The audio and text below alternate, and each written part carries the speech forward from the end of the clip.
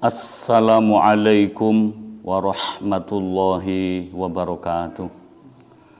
Alhamdulillahilladzi an'ama alaina bi ni'matil imani wal islam wa anqadhana min ibadatil awthan wal asnam. Assalatu wassalamu ala Rasulillah sallallahu alaihi wasallam khairil anam sayyidil arabi wal ajam wa ala alihi wa ashabihi wa man tabi'ahu bi ihsanin ila yaumil qiyam. Amma ba'du, para pemirsa yang beriman, yang budiman, para shaimin di bulan Ramadan yang semoga Allah mengampunkan dosa kita dengan Ramadan ini dan memberi pahala yang tak terhingga. Marilah kita lanjutkan kajian kita tentang islahun nafsi, membenahi diri pribadi sebelum kita masuk ke membentuk rumah tangga yang sakinah. Maka pada gilirannya yang ketiga, kita harus memahami hadis Arba'un Nawawi yang kedua, hadis yang terkenal, hadis Jibril. Mal Islam, mal iman, mal ihsan. Yang maknanya, apakah itu Islam, apakah itu iman, dan apakah itu ihsan. Tanpa ketiga-tiganya, orang tidak bisa menjadi orang baik di mata Allah Subhanahu wa ta'ala. Maka kalau ditanyakan mal Islam, apakah Islam itu? Islam adalah pertama membaca kalimat syahadat, faham maknanya. Yang kedua, menjalankan sholat wajib 5 waktu sampai ajalnya datang, kecuali akalnya hilang. Walaupun badan kita kurus, tertidur di rumah sakit, tinggal tulang dan kulit, selama kesadarannya masih, maka sholat harus dilakukan sekalipun hanya menggerakkan bibir. Yang ketiga, membayar zakat manakala kita sudah nisab. Bisa ditanyakan nisabnya berapa pada ahli-ahli fikih, karena zakat adalah rukun Islam dan manakala ditinggalkan bisa jadi di hadapan Allah dianggap kafir. Kemudian yang nomor 4, puasa bulan Ramadan sebagaimana yang sedang kita laksanakan. Karena puasa adalah merupakan rukun Islam, manakala ditinggalkan menjadi tidak rukun dan bisa berarti batal Islamnya. Bahkan Nabi berkata, memang yang dalam rukun Islam ada 5, tapi asasnya Islam dan tegaknya agama ada 3.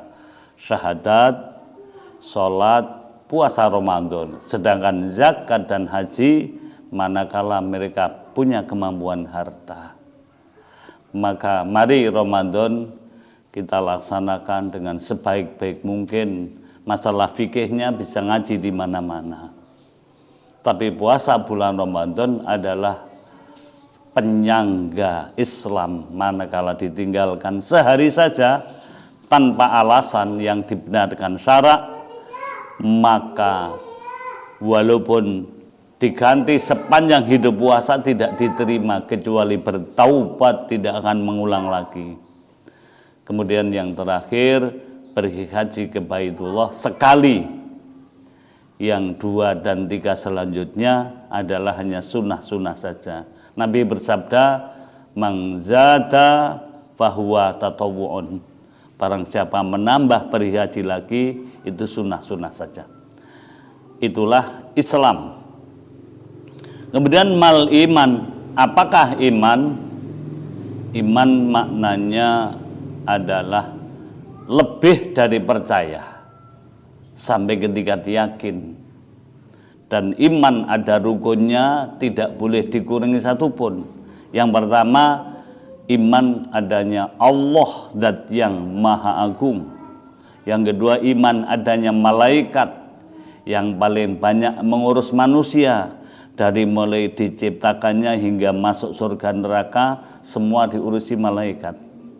Kemudian iman dengan kitab suci, terutama yang sampai sekarang masih asli tinggal Al-Quran. Apa buktinya?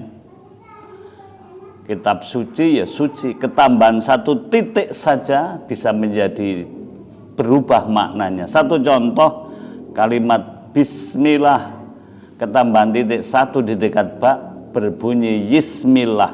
Anak kecil saja tahu apa itu salah. Coba kitab yang lain ketambahan 20 titik, bunyinya masih sama. Itu namanya kitab suci, bisa dicek dan bisa diargumentasikan bagaimana Al-Quran itu. Kemudian iman dengan para rasul, yang para rasul itu jelas utusan Allah yang cerdas, laki-laki, siddiq, amanah, tabligh, fatunah, dan tidak mungkin bohong. Sekalipun ada cerita Nabi Ibrahim dibakar tidak mempan, Nabi Musa bisa membelah laut dengan tongkatnya, Nabi Muhammad naik ke Sidratul Muntaha, yang tidak masuk akal. Itu harus dipercaya karena memang akal yang tidak beriman tidak akan nyampe. Para rasul tidak mungkin bohong. Kemudian iman dengan hari akhirat, bahwa demi Allah setelah kematian nanti ada hidup kembali. Kama bada'nakum awwala marratin nu'iduh. Maka kita akan diciptakan lagi pada kali yang kedua, diulang lagi. Inna kunna fa'ilin, sungguh kami akan lakukan. Maka mari rukun iman yang kelima, iman dengan kehidupan akhirat yang di sana adanya surga dan neraka, sementara juga ada a'raf dalam tempo singkat. Kemudian nantinya surga neraka kekal beserta penghuninya. Itu wajib diimani. Kemudian yang keenam, iman dengan takdir Allah, bahwa segala yang terjadi di muka bumi sudah ditulis oleh Allah Subhanahu wa Ta'ala. Bahkan menulisnya 50.000 tahun sebelum langit bumi diciptakan. Nabi kita bersabda, kata Ballahul maqadirul khalaik bi khamsina alfasanah qabla ayyakhluqas samawati wal ardh. Allah telah menulis takdir-takdir makhluknya 50.000 tahun sebelum langit bumi diciptakan. Wajib kita mengimani takdir. Barangkali ada orang beriman dari rukun iman yang pertama sampai kelima, tapi tidak iman dengan takdir. Idza mitta dakhaltan nar, manakala engkau mati tetap saja di neraka. Karena mengimani takdir merupakan sifat ketakjuban kepada ilmu Allah. Yang ketiga, kemudian mal ihsan. Apakah ihsan itu?